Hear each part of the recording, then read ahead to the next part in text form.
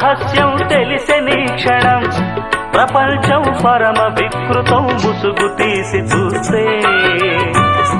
అసత్యం సహజ సుందరం అనంతం దాని వైభవం అబద్ధం కరిగిపోయే నా బ్రతుకు సాగదంతే ప్రతిదీ పచ్చి బూటకం